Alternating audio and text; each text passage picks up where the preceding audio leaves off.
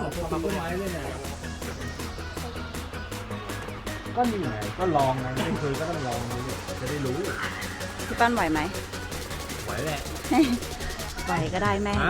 เหมือนที่คุมขนมปังแม่ถูกต้อง ที่คุมขนมปัง เหมือนกันที่หัวคุมขนมปังคนกันเองเดี๋ยวเอาหน้ากันเนาะชั้นไหนแล้วครับชั้น 5บอกตึกโรงเรียนหนูสูงอะอ๋อชั้น 4เนี่ยนะครับเคยมีคนตอบอย่างนี้จริงๆนะครับตอบชั้น 5จริงนะครับ ไปเลย โดด น้องทำหน้าตายิ้มแย้มหน่อย พี่ปั้นทำหน้าตามีความสุขดิ กลัวเราจะรอดไหมนะนะคะก็คันตาแล้ว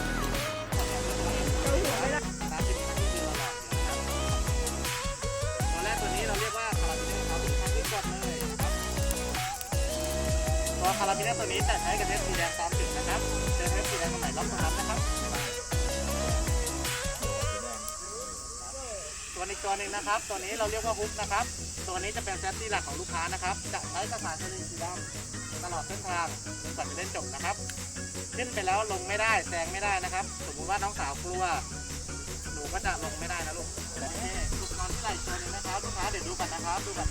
นี้เราเรียกว่าคูลี่นะครับวิธีใช้เราจะดึงสลักตัวนี้ลงนะครับดึงลงแล้วกดเข้าไปด้านในนะครับนี่ครับดูกันครับดูกันแล้วพอเราดูเลยนะครับพอเรามาเลยนะครับ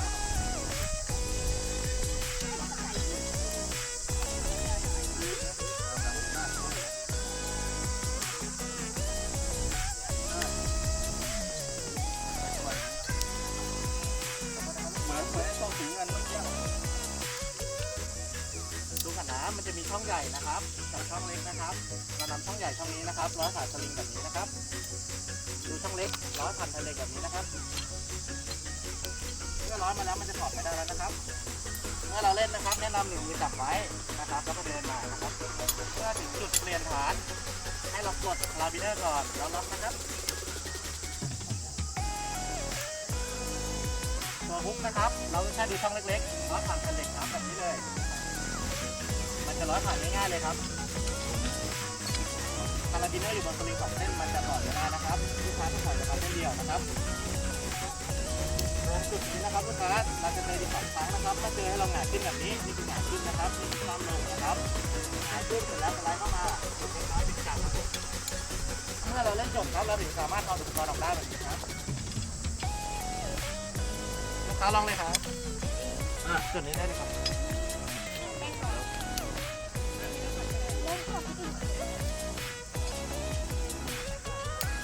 สีแดงตัดสีแดงก่อนต้องทุกครั้งตัดสีแดงก่อนต้องตัดสีแดงก่อนร้อยจากนี้ไปถูกต้องสีแดงต้องอยู่ข้างหน้าเสมอลูกค้าสวัสดีครับลูกค้าจะมาไปต้องถอดแล้วล็อกด้วยถอดแล้วล็อกด้วยมีเทปก่อนได้เลย นี่หมุนยังไง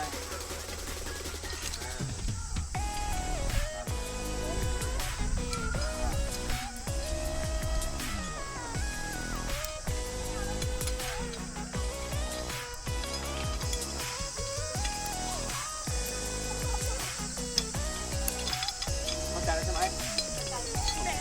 ที่ติดนะครับทำได้เลยครับพี่อันนี้อยากกินนี่นะไม่ต้องห่วงนะตรงนี้2 เมตรนะได้นะ1 2ใช่พูดเล่นให้เรามองรับต้นไม้นะครับเราจะเจอเชือกแบบนี้นะครับแล้วดึงเข้าไปดึงเสร็จแล้วเทปสีแดง อันนี้เป็นฐานที่1นะคะ ข้างเกียบนะครับ2 มือกับที่สูงอีกข้างหนึ่งแนะนำให้หยิบขึ้นมาที่เบรกหยิบขึ้นมาน่าจะหยิบสตาร์ทนะ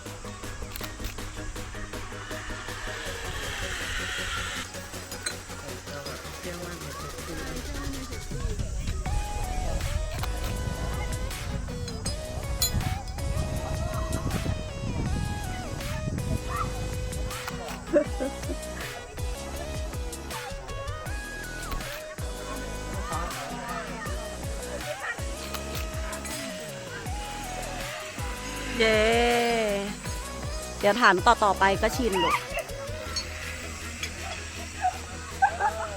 ทีเนี้ยถ้าเราไหลกลับอ่ะสองมือจับตัวลิงดึงกันเลยค่ะสองมือเลย อ๋อ เมื่อกี้หนูต้องจับแล้วก็หยุดก่อนลูก หันหลังดีกว่าหันหลังหันหน้าพี่อ่ะหน้าหาพี่ตลอด หนูหันหลังหาพี่เขา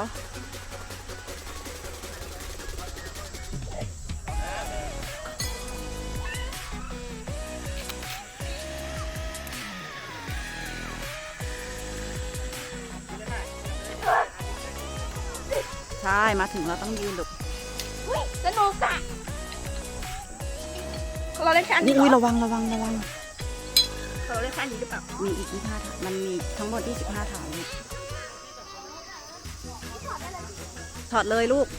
ก่อนเป็นไง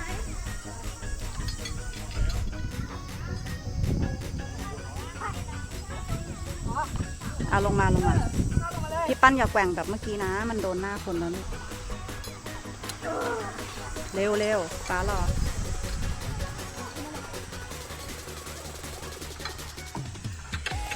ทำมาแล้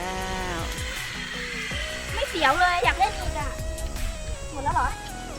อันนี้เป็นฐานที่2นะคะ ก็จะเริ่มเหมือนไต่ระดับสูงขึ้นเนาะ เมื่อกี้จากฐานที่1ก็จะเตี้ยๆหน่อย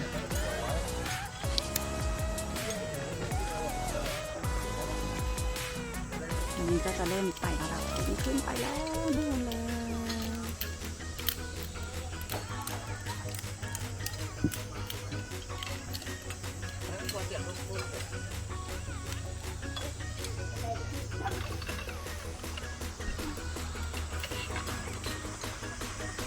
สูงมากตรงนี้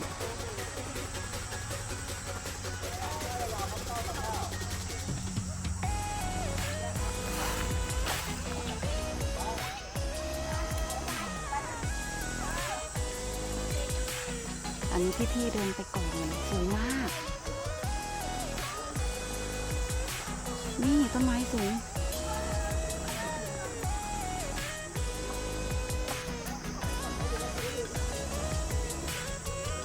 เธอไม่ต้องรอพี่เขาหรอกเธอตามหลังเขาเยอะเลย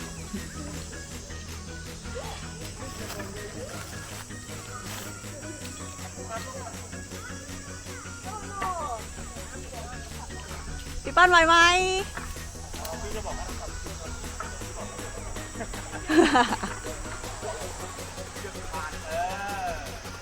ปั้นจับซ้ายกับขวาอย่างนั้นน่ะระวังไ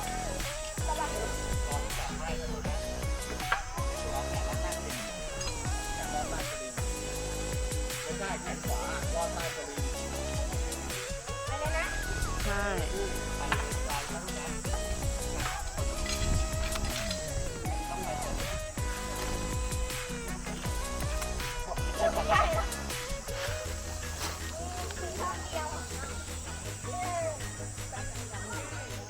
รู้ไหมที่ขยาว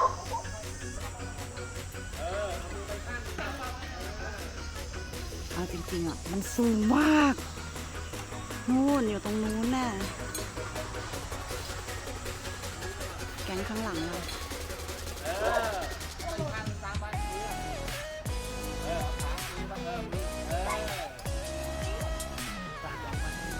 พี่ปั้น พี่ปั้นอยู่ไหน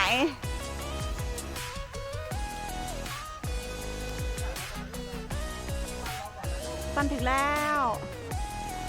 อันนี้จะเป็นด่านที่3นะคะ ทุกคนสูงจริงๆนะ แต่ว่าอันเนี้ยพอมีเด็กแล้วก็จะไปแบบช้านิดนึงในพี่ๆเขาก็จะไปด่านที่4กันแล้วนี่เป็นด่านที่3ทั้งหมด25แต่ว่าเหมือนเด็กๆจะเหนื่อยแล้วอะไรเงี้ยน่าว่าเราต้องแบบเตรียมร่างกายมาให้พร้อมถึงอีกนิดนึงเป็นเลยมีพาไปเที่ยวที่อื่นมาก็จะแบบสโลว์หน่อยแต่ว่ามันดีมากเลยอ่ะแบบเหมาะกับการใช้แรงแต่ว่ามาหน้าเนี้ยคือมันร้อนจากแผน1 ชั่วโมงเสร็จ25 ถังแล้วแม่คิดว่าถ้าเป็นเด็กๆแบบนี้นะ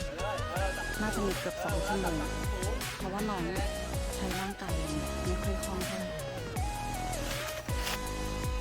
ทุกคนมองเห็นไหมคะที่ฐานที่4น่าสูงก่อนไกลมาก เด็กๆเก่งมากเลยทวนถ้ามาถ้าคนที่ไม่ได้ปีนไม่ได้เล่นกิจกรรมแล้วยืนรอด้านล่างบันทึกภาพเลยอะค่ะแม่ว่าพกน้ำมาให้ขวดหนึงเพราะว่าอากาศมันร้อนแล้วเหมือนเขาใช้พลังงานเยอะมากนี่กำลังจะต่อมาที่ฐานที่ 5เป็นการโหนสลิงมาตามนี้แล้วก็ไปถึงตรงนี้นู่นเลยเดี๋ยวมาดูกันค่ะพี่ป้ามา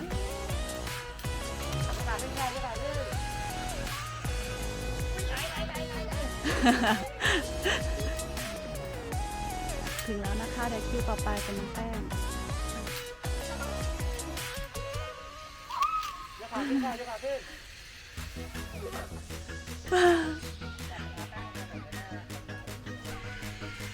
ยกขาขึ้นนะคะยกขาขึ้น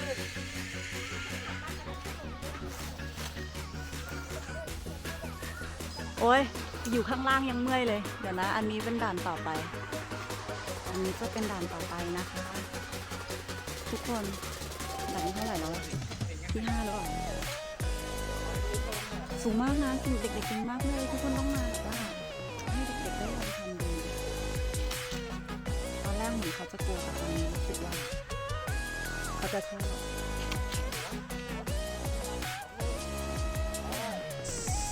ด่านที่ 6แล้วค่ะตู้ ไก่จริงแต่ว่าระบบเซฟตี้ดีมากนะคะพี่ๆเขาก็จะคอยดูตลอดอันนี้คือแบ่งทีมแบบว่ามาคอยดูเนี่ย3 คนก็จะมีที่สตาร์ท1 คนนะทุกคนไม่ต้องเป็นห่วงเลยดูสิ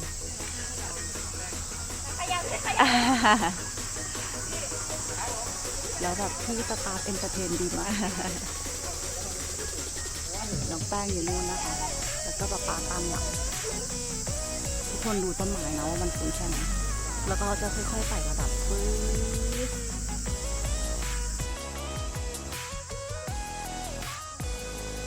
ฐานนี้เป็นฐานที่7นะคะสูงมากทุกคนเห็นมากเห็นไหมคะเนี่ย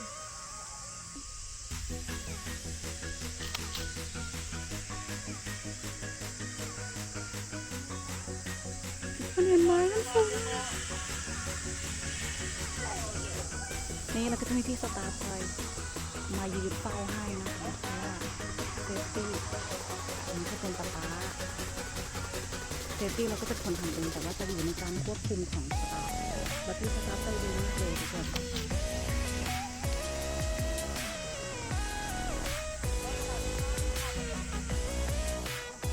อันนี้ฐานที่7แล้วนะคะ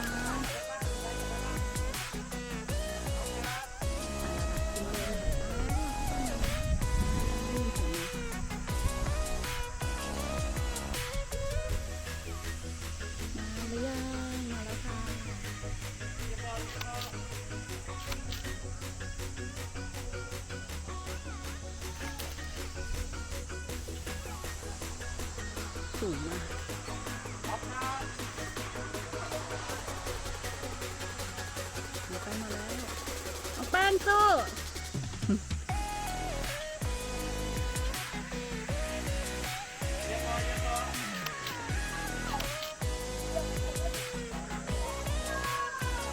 ป้าทุกคนหลังจากตรงต้นนู้นนะคะเห็นไหมเขาจะมี2 ที่เขาจะส่งสัญญาณ ก็อย่าบอกนะครับอย่าบอกนะ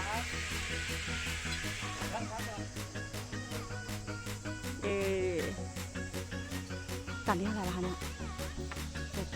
8แล้วเนี่ยทุกคนมันไม่ทัน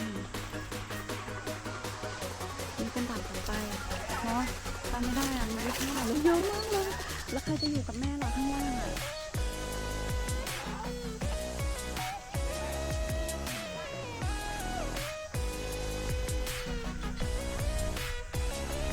ถึงมากเลย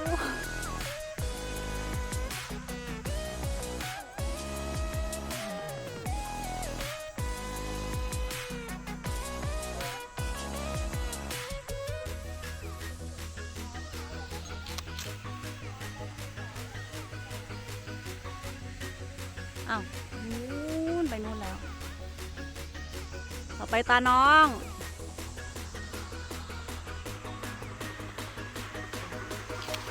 นี่แม่แบบเนี่ยแพรแบบเยอะมาก เนี่ยน้องเริ่มชินแล้วก็เริ่มทำเป็นเริ่มตามพี่ๆทันแล้ว ไปเลย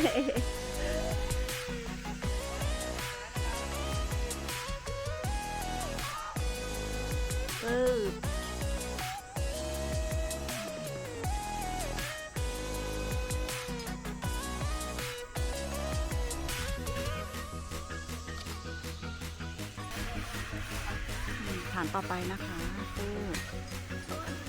อันนี้เด็กๆเริ่มง่ายแล้วเราเริ่มกดเซฟเป็นเขาก็จะเริ่มสนุก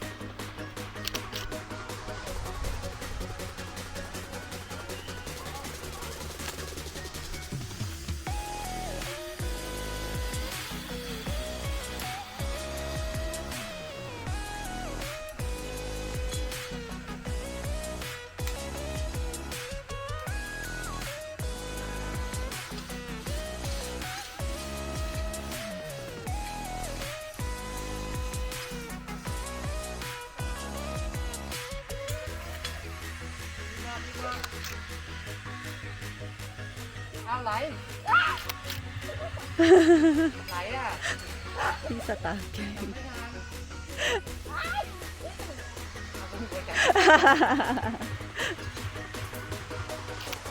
ก็ไปรอบเลยปล่อยมือไว้ปล่อยมือ ความเอนเตอร์เทน ปล่อยมือได้ก็ไม่เอา ไม่กล้าปล่อยค่ะกลัว ที่รับแล้วนะ พี่ปั้นเป็นไงมั่ง หลังจากผ่านมา สนุกนะตอนที่ลูกแย่งอยู่เยอะมากเลย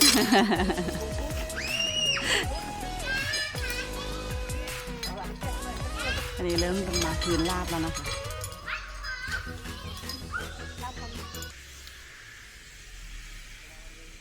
ดูแดดสิทุกคน แล้วก็จะเป็นด่านต่อไปก็จะเป็นไต่เชือก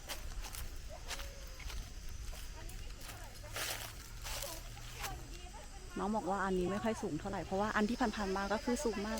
ทุกคนดูจากกล้องมันสูงมากเลยอะดีมากเลยที่แม่ไม่ได้เล่นเพราะว่าโอ้แอบกลัวเหมือนกันนะเนี่ยดูสิสูงไหมคะแต่ว่าปลอดภัยนะทุกคนคอนเฟิร์มเพราะว่าเด็กๆใส่เซฟตี้ตลอดแล้วก็อยู่ในการดูแลของสตาฟทุกครั้งแต่ว่านี่น้องๆเริ่มชินแล้วล่ะ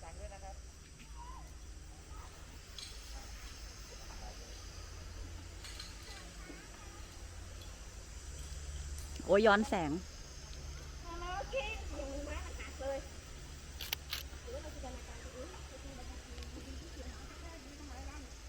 เธออย่าเพิ่งเถียงกันเธอเดินกันก่อนความเอนเตอร์เทนลมแรงเฉย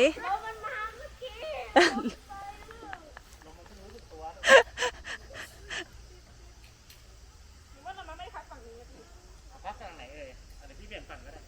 ๆนี่น้องๆตามพี่ๆทันแล้วนะตอนแรกพี่ๆนำแบบว่านำไปไกลนี่ไอพี่ๆเขาจะอยู่ตรงนี้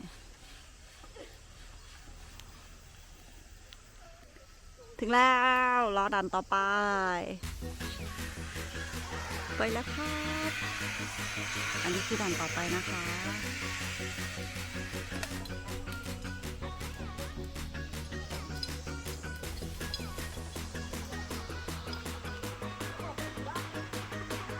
ไปพี่ปั้น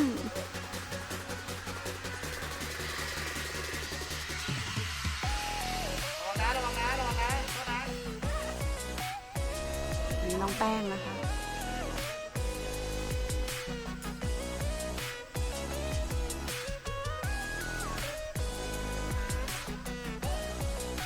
มาแล้วค่ะนี่เด็กๆต้องใส่เซฟตี้เองด้วยนะ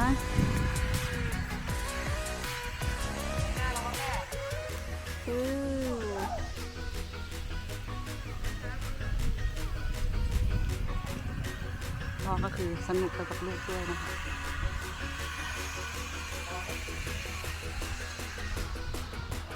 อันนี้จะเป็นฐานต่อไปทุกคนมองเห็นไหมคะเนี่ยนี่จะเป็นฐานต่อไปนะมาแล้ว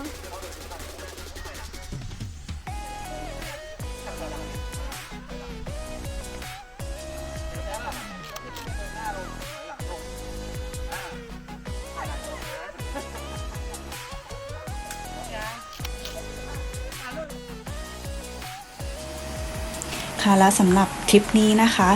แม่ว่าเด็กๆน่าจะประทับใจกิจกรรมนี้สุดเลย เพราะว่าได้ฝึก เพราะว่าลูกๆค่ะอยู่ในกรุงเทพเนี่ยเขาแทบไม่ได้ออกจากบ้านไปไหนมาไหน แล้วก็ไม่มีแบบนี้ในกรุงเทพเลย แม่ก็เลยลองพาเขามาที่นี่ดูบ้าง แล้วก็